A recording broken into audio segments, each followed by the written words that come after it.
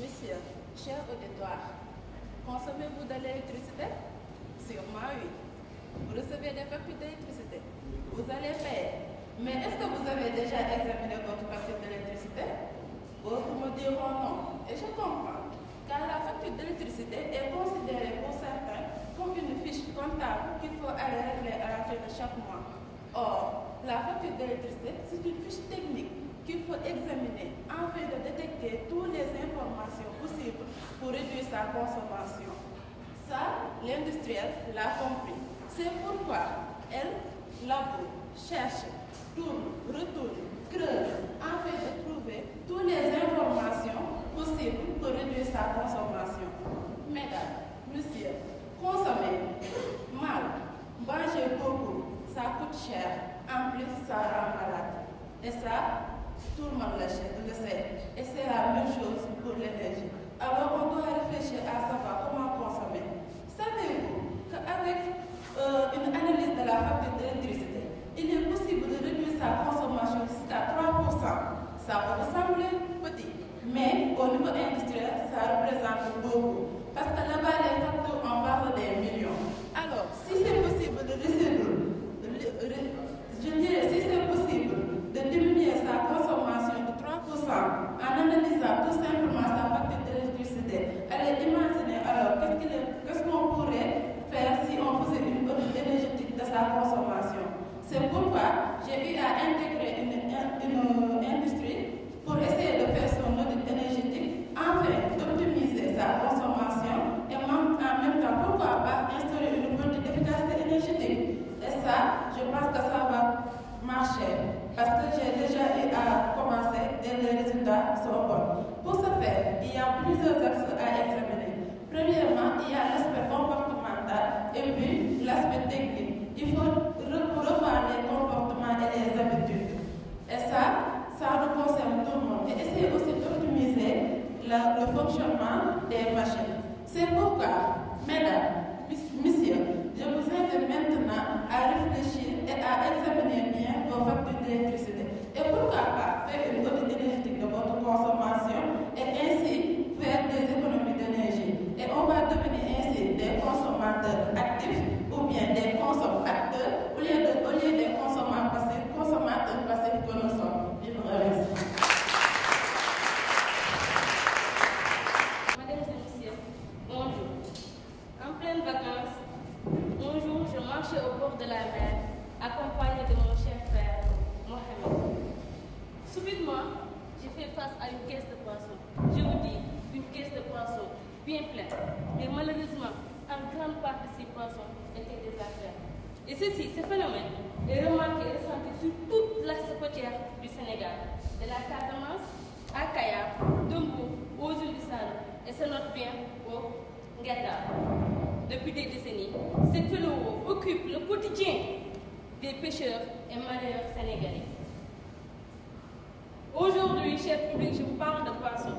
J'imagine bien que nos parents sérieux sont en train de sourire en pensant à un fameux tchéboudiel détaillé pour mes amis. Aujourd'hui, je ne parle pas de tchéboudiel, je parle non plus de la cuisson de poissons, je parle de la conservation. Dans ce siège, j'ai eu à faire un entretien avec le fameux comédien Djogan Sen qui est natif de Référence, vous le connaissez. En plus d'être comédien, il travaillait dans les quais de pêche. Il m'a fait savoir en guise d'information que son problème majeur dans ce domaine, c'est la conservation des produits halieutiques. Des produits halieutiques, en particulier le poisson.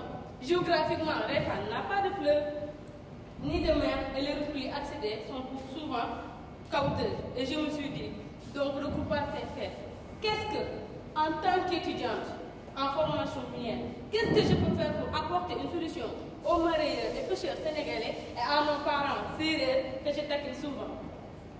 Je me suis misée en portant mon sujet sur l'étude de performance d'un système frigorifique à compression absorption à ammoniaco pour la conservation des poissons.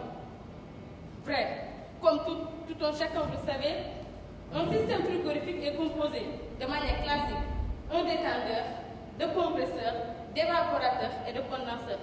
Dans ce système, j'ai utilisé deux sources d'énergie, électrique en même temps thermique. Bref, je m'y arrête. Je pense, je vous le dis, c'est fiable et c'est efficace. Et ça pourra nous aider à mieux répondre aux besoins des populations. Et détendez-vous, mes amis serrés, je vous le dis, c'est efficace et ça pourra vous aider. Merci de votre évaluation.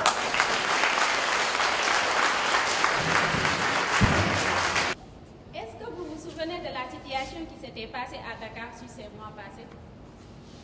Chaque jour, à travers les médias, à travers l'Internet, on entend des pénuries d'eau. Et d'ailleurs, même des femmes qui se manifestent en montrant leur colère. Et c'est normal, parce que c'est eux qui vont subir le plus les problèmes de manque d'eau.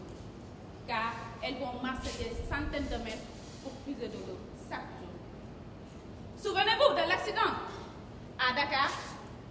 La maman et ses 2 enfants dans leur voiture en allant puiser de l'eau. Et sur la route, elles ont eu un accident et toutes les 3 ont perdu la vie. Et pourtant, la majeure partie de la ville est entièrement entourée par la mer. Pourquoi pas dépenser sur cette eau? Cela nous donne une idée d'une projet de dessalement de l'eau de mer. Et pour le faire, on peut utiliser 2 méthodes d'après notre connaissance. Soit par osmose, c'est l'usine qui est en cours de construction au moment, soit par la distillation.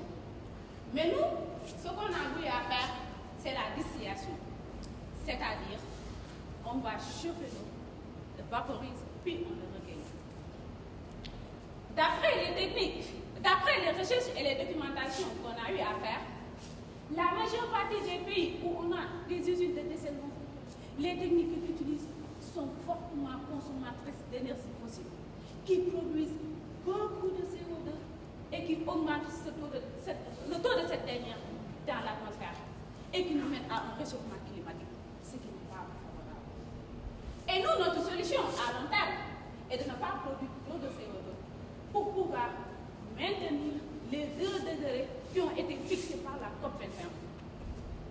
Cela nous donne une inspiration d'envisager d'autres techniques très prometteuses et naturelles. C'est la distillation par solaire thermique, d'où l'utilisation de ces panneaux solaires, qui sont des capteurs des rayonnements solaires et qui le transforment directement en énergie électrique. Pour résoudre tous ces problèmes, nous proposons en tant que jeunes, comme solution, de raccorder notre réseau à ceux de Keur Momar Sarr pour pouvoir satisfaire les besoins de ces populations. Merci de votre attention. Merci. Cher public, nous avons essayé de gérer l'exercice qui nous avait été confié, à savoir délibérer et classer les 8 candidats qui sont venus nous présenter leur mémoire de master. Alors, la compétition a été ardue et moi je voudrais d'abord, avant de commencer à parler des résultats, féliciter en tout cas tous les candidats qui se sont prêtés à ce jeu-là. Je sais qu'à un moment, pour désigner les personnes qui devaient présenter, il y a eu du non pas moi, mais je crois que c'est seulement un exercice et il faut le prendre en tant que tel parce que vous êtes en apprentissage et que de toute façon, vous devez, au fur et à mesure du déroulement de votre formation, vous habituer à parler en public et à parler des choses qui vous concernent. Et donc, je pense que l'exercice, il est extrêmement intéressant et important.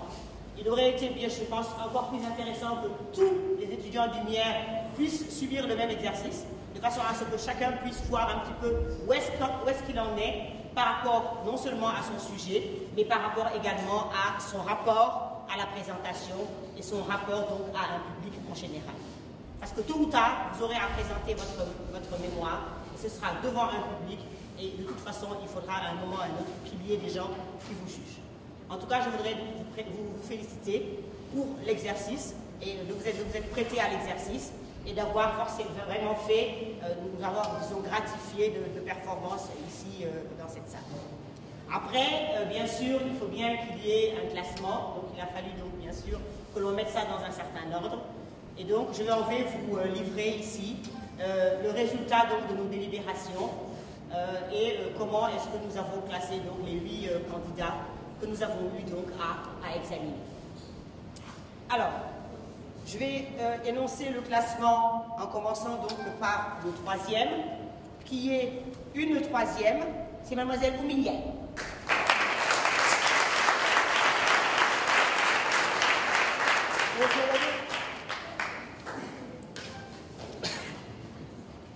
Ensuite, nous avons classé en 2e position mademoiselle Fatou Roulé.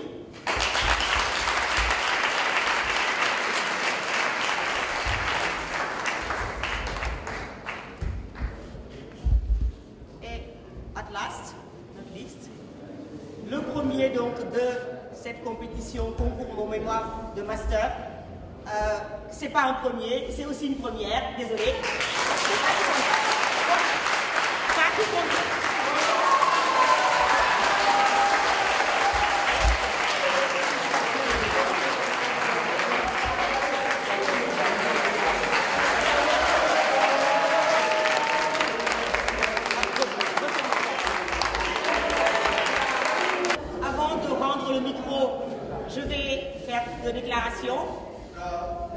Le genre est complètement fortuit, je ne l'ai pas fait exprès, nous ne l'avons pas fait exprès. Et je voudrais à nouveau féliciter tous les autres candidats qui, je pense, ne sont peut-être pas sur le 1, 2, 3, mais vraiment n'ont pas démérité. Et on aurait aimé pouvoir, disons, mettre tout le monde sur le podium, mais évidemment, il faut qu'il y ait un podium. Vraiment, il faut continuer et persévérer dans ce que vous avez déjà commencé à faire, parce qu'il y a de la perspective, et une perspective donc positive. Merci bien.